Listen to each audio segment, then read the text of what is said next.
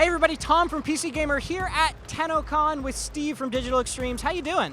I am doing fantastic. I am here at a convention for the game I make, and I can't believe this is happening. A little exciting? Yeah, I think my mom's gonna be proud of me now. Yeah, it's very exciting. So another exciting thing is you guys just had a big update go out yesterday, right before this. Can you tell me a little about the update and the reaction to it and all that sort of stuff? Specters of the Rail is the name of the update, and it's if you're a longtime Warframe player, you're going to kind of feel like, whoa, it feels like retro, but like with a whole new look and feel. We worked on the new user experience as well, which is interesting because it's our vets that say, yo, you got to work on the new user experience, which is cool because they want to get their friends, they want to get other people playing the game with them.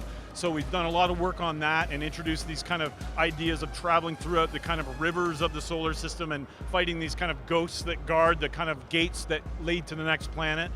That's a big part of it. We have Kavats now, which we used to have Kubros, which is kind of like a wolf dog monster thing, and now we kind of have like a cat bird fish monster thing. And it's really cool because like the Kubros, there's all these kind of permutations when you create one. So one can have like a weird feather fishtail and all of these kind of, it's very personal to you. We had the Lunaro update before that. Man, I'm losing track right now thinking of how many things that we're putting in these updates. So yeah, we revamped the store system. We added new ways of customizing your ship. Man, I should write it on my arm for this question. It's a huge update. Yeah, and so on Lunaro came out last month, and how's the reaction been? Because it's kind of odd that you guys have put a sport essentially into this Space Ninja game. That's right. The reaction's been really good, and we're actually having a tournament here at the show, which is going to be really fun. With Lunaro, we wanted to say, we have this conclave syndicate in the game, and we have a lot of players who don't want that kind of hardcore competition of shooting each other. So Lunaro the spirit of that is to have a more friendly competition. So we kind of came up with this if you remember this old game called Speedball, I'm kind of showing my age there, but it's this kind of high-ally, kind of Quidditch kind of game with space ninjas flying all over the place and whipping this crazy ball around. The reactions are great, and we're continuing to grow and build it, add cosmetics. We're going to be adding tournaments, and soon you'll be able to have these pendants that you hang and customize in the arenas. So we're continuing to kind of invest in it. Well, on the topic of tournaments, like esports is the word of the day right now when it comes to gaming. Yeah. Are you guys, is that something you kind of want to push, is the competitive side of it? Not really, man. I mean, what are we doing? We're not chasing that. We are trying to make something interesting and fun and compelling. My goal is not to break into esports. My goal is to make my Warframe community interested and happy and keep them playing. I walked in and it's like, hey, Steve, pleasure to meet you. Been playing for 3 years. That's my goal. I want that guy to come back and say, been playing 6 years.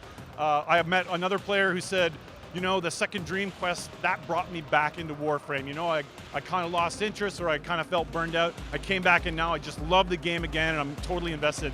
That's where we come from, is not trying to break into magical esports, but really try to keep our existing players who have supported us for so long engaged and interested. So then looking forward, what do you guys have planned like in the big sense of like Second Dream or on that scale? Yeah, so we have the follow-up to Second Dream, which should have been done about 4 months ago, and it just got so bloated and messy and tangled. So we had to like pull off Lunaro and like release that, and we pulled off Specters of the Rail and released that. But we have this cinematic quest, which is, I don't think a lot of free games give cinematic quests like this, with full cutscenes and dialogue and acting and choices. And this one, we're going to show a bit of teaser at the end of the show about something that you get to do in it that will really, I think, take our players by surprise. But it's a continuation of that Second Dream story, this kind of second awakening of the Tenno without giving too much away, and this kind of revelation about what's going on behind the scenes. And now we're going to take that the next step. That's all I should say.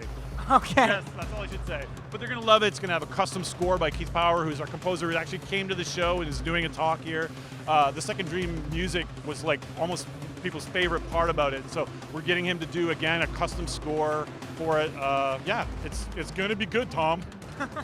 Are you guys working on anything like on the scale of Movement 2.0 or something like that? Like, Yes. do you have any like big redesigns in mind? Yeah, so we just did a 2.0 on our arc wing in the game. So if you like being a space ninja, would you like being a space ninja with wings flying through space with a big space sword? You might like that. Sounds pretty good. Yep. So we've added kind of a more space sim kind of flight model to it. I still think it needs a bit more work, but we've upgraded that, and we're continuing to do that. We're doing that with the Conclave. The game is about reinvention and that kind of like. I told you this morning, it's sort of like we always are making sure the house is renovated so that it doesn't feel dated, and so that people always want to experience something new in the game, even if they've been playing for 3 years. So we're always doing that. And on a more granular level, do you guys have any kind of like little balance changes or tweaks that you guys have coming? Yes. Yeah, man, it's like a constant cycle. We're going to be releasing a new Warframe very soon, which is this crazy like razor butterfly Warframe.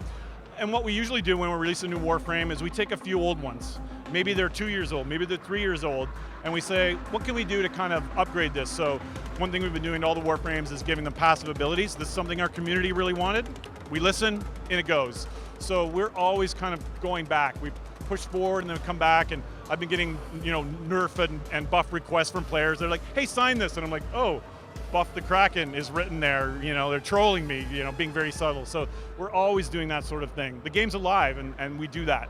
Well, thanks very much for talking with us. Looking forward to it. Oh, it's a pleasure. Thank you.